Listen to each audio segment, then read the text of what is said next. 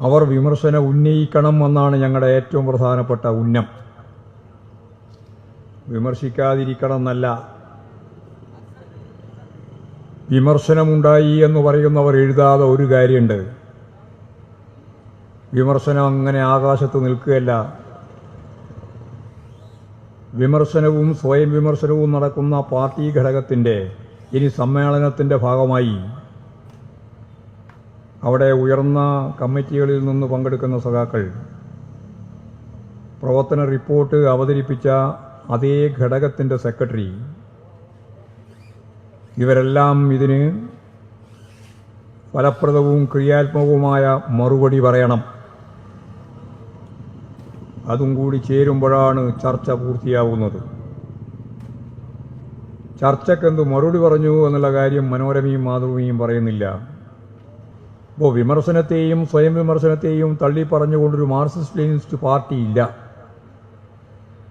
അതുകൊണ്ട് വാർത്ത കൊടുക്കുന്നവരിങ്ങനെ ഒളിഞ്ഞു കിട്ടി എവിടുന്നോ കിട്ടുന്ന വാർത്തകളെല്ലാം കൊടുക്കുന്നവരോട് പറയാനുള്ളത്, ഈ പാർട്ടിക്കകത്ത് ആരെയെങ്കിലും വിമർശിച്ചു എന്ന് പറയുന്നത് വലിയ ഒരു പാതകമാണ് എന്ന ഒരു തെറ്റിദ്ധാരണയും പാർട്ടി മെമ്പർമാർക്കും വേണ്ട, പാർട്ടി സഖാക്കൾക്കും വേണ്ട, പാർട്ടി അനുഭാവികൾക്കും വേണ്ട, മാധ്യമ ശൃംഖലയിലെ ഞങ്ങളെ തകർക്കാൻ ശ്രമിക്കുന്ന ബൂർഷ്വാ മാധ്യമങ്ങൾക്കും വേണ്ട എന്നാണ് എനിക്ക് പറയാനുള്ളത്. അവർ വിമർശനം ഉന്നയിക്കണം എന്നാണ് ഞങ്ങളുടെ ഏറ്റവും പ്രധാനപ്പെട്ട ഉന്നം. വിമർശിക്കാതിരിക്കണം എന്നല്ല. വിമർശനമുണ്ടായി എന്ന് പറയുന്നവർ എഴുതാതെ ഒരു കാര്യമുണ്ട്. വിമർശനം അങ്ങനെ ആകാശത്ത് നിൽക്കുകയല്ല. വിമർശനവും സ്വയം വിമർശനവും നടക്കുന്ന പാർട്ടി ഘടകത്തിൻ്റെ ഇനി സമ്മേളനത്തിൻ്റെ ഭാഗമായി അവിടെ ഉയർന്ന കമ്മിറ്റികളിൽ നിന്ന് പങ്കെടുക്കുന്ന സഖാക്കൾ പ്രവർത്തന റിപ്പോർട്ട് അവതരിപ്പിച്ച അതേ ഘടകത്തിൻ്റെ സെക്രട്ടറി ഇവരെല്ലാം ഇതിന് ഫലപ്രദവും ക്രിയാത്മകവുമായ മറുപടി പറയണം. അതും കൂടി ചേരുമ്പോഴാണ് ചർച്ച പൂർത്തിയാവുന്നത്. ചർച്ചക്കെന്ത് മറുപടി പറഞ്ഞു എന്നുള്ള കാര്യം മനോരമയും മാതൃഭൂമിയും പറയുന്നില്ല. 2440 ലോക്കൽ കമ്മിറ്റികൾ, ബ്രാഞ്ച് കമ്മിറ്റികളുടെ തൊട്ടുമുകളിലുള്ള സംഘടനാ സംവിധാനമാണ് ലോക്കൽ കമ്മിറ്റികൾ. അത് 2440 എണ്ണം. 210 ഏരിയ കമ്മിറ്റികൾ.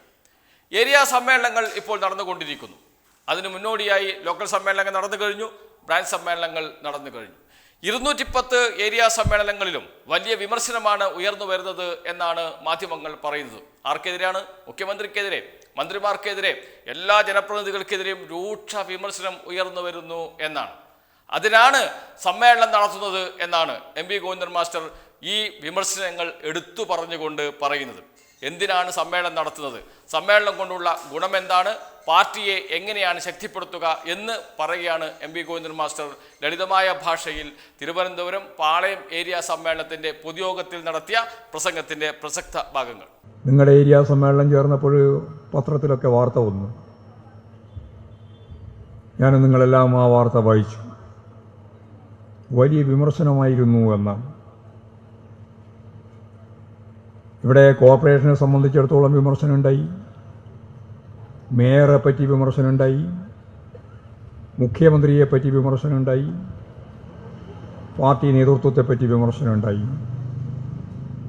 ഇതായിരുന്നു മനോരമയും മാതൃഭൂമിയും ഉൾപ്പെടെയുള്ള ബൂർഷ്വാ മാധ്യമങ്ങളുടെ പ്രചാരവേല. ഞങ്ങൾക്കതിലൊരു അത്ഭുതവും ഇല്ല. ഞങ്ങൾക്ക് അത്ഭുതമില്ലാതിരിക്കുന്നത് എന്തുകൊണ്ടാണ്? ഞങ്ങളുടെ പാർട്ടി സമ്മേളനം കഴിഞ്ഞ 3 വർഷക്കാലത്തെ പ്രവർത്തനത്തെ ഒരു പ്രവർത്തന റിപ്പോർട്ട് വെച്ച് സഹകരണ മേഖലയിൽ നടത്തുന്ന ജനറൽ ബോഡിയല്ല CPIM-ൻ്റെ സംസ്ഥാന സമ്മേളനം മുതൽ ഇങ്ങോട്ടുള്ള ഓരോ സമ്മേളനവും. സംഘടനാപരവും രാഷ്ട്രീയവുമായ നിലപാടുകളും തീരുമാനങ്ങളും ഉൾപ്പെടെ പാർട്ടി അംഗങ്ങളും നേതാക്കളും കൈകാര്യം ചെയ്യുന്ന എല്ലാ സ്ഥാപനങ്ങളുടെയും പ്രവർത്തനവുമായിട്ട് ബന്ധപ്പെട്ട വിമർശനം, സ്വയം വിമർശനം ഉന്നയിക്കാനുള്ള അവകാശം സംഘടനക്കകത്ത് പാർട്ടി സഖാക്കൾക്കുണ്ട്.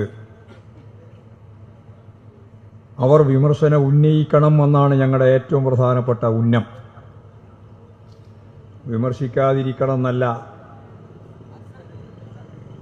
വിമർശനമുണ്ടായി എന്ന് പറയുന്നവർ എഴുതാതെ ഒരു കാര്യമുണ്ട്. വിമർശനം അങ്ങനെ ആകാശത്ത് നിൽക്കുകയല്ല. വിമർശനവും സ്വയം വിമർശനവും നടക്കുന്ന പാർട്ടി ഘടകത്തിൻ്റെ ഇനി സമ്മേളനത്തിൻ്റെ ഭാഗമായി അവിടെ ഉയർന്ന കമ്മിറ്റികളിൽ നിന്ന് പങ്കെടുക്കുന്ന സഖാക്കൾ പ്രവർത്തന റിപ്പോർട്ട് അവതരിപ്പിച്ച അതേ ഘടകത്തിൻ്റെ സെക്രട്ടറി ഇവരെല്ലാം ഇതിന് ഫലപ്രദവും ക്രിയാത്മകവുമായ മറുപടി പറയണം. അതും കൂടി ചേരുമ്പോഴാണ് ചർച്ച പൂർത്തിയാവുന്നത്. ചർച്ചക്കെന്ത് മറുപടി പറഞ്ഞു എന്നുള്ള കാര്യം മനോരമയും മാതൃഭൂമിയും പറയുന്നില്ല. ഞാനീ പറഞ്ഞതാണ് വളരെ ഗൗരവമുള്ള പ്രശ്നം. അവസാനത്തെ വാക്ക് അവിടെ പങ്കെടുക്കുന്ന പാർട്ടി നേതൃത്വത്തിൻ്റെ തന്നെയാണ്. മേലെ നിന്ന് കെട്ടിപ്പടുക്കുന്ന ഒരു പാർട്ടി എന്ന നിലയിൽ ജനാധിപത്യ കേന്ദ്രീകരണ തത്വം, ജനാധിപത്യം എന്ന് പറയുന്നത് അവർക്ക് പറയാനുള്ള അവകാശമുണ്ട്.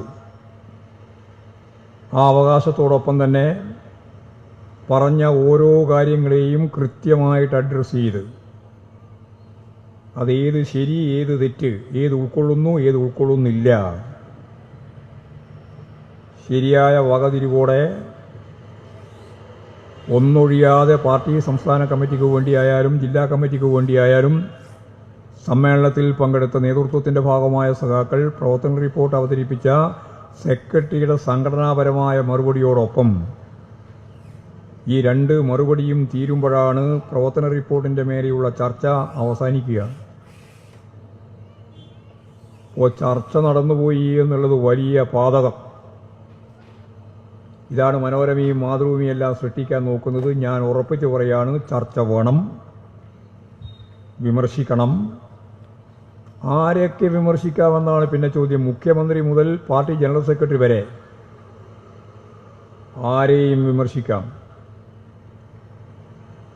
വിമർശിക്കാനുള്ള സ്വാതന്ത്ര്യം ഈ പാർട്ടിക്കകത്തുണ്ട്. വെറുതെയുള്ള വിമർശനമല്ല, ആരോഗ്യകരമായ വിമർശനവും സ്വയം വിമർശനവുമാണ്. അങ്ങനെയാണ് പാർട്ടിയെ പുനഃക്രമീകരിക്കാനാവുക, നവീകരിക്കാനാവുക. ഈ പ്രക്രിയ പാർട്ടിക്കകത്ത് തുടരണം. പഴയ സഖാക്കളിൽ നിന്ന് ചിലർ മാറുക, ചെറുപ്പക്കാരികളായ പുതിയ കേഡർമാരെ ഉൾക്കൊള്ളുക, അനുഭവ സമ്പത്തുള്ള സഖാക്കളും പുതിയ ഊർജ്ജസ്വലമായി പ്രവർത്തിക്കുന്ന സഖാക്കളെയും ചേർത്ത്